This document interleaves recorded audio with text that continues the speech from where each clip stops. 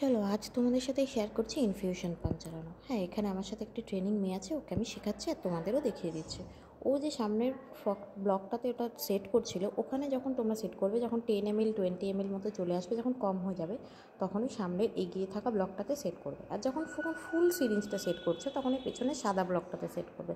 হ্যাঁ, এই সিরিঞ্জ পাম্পটা অন্য রকমের, তো এইটার সেটিংটা আলাদা হয়। বিভিন্ন জায়গায় বিভিন্ন রকমের সিরিঞ্জ পাম্প দেখতে পাওয়া যায় এবং এক একটা এক এক রকমের সেটিং হয়।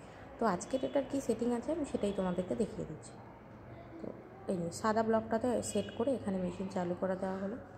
এখানে পাওয়ারের যে সুইচটা আছে সেটা ও তো জানে না তাই ও ওখানে করছিল, বাট পাওয়ারের সুইচটা একবার প্রেস করলেই সেটা এখানে অন হয়ে যায়।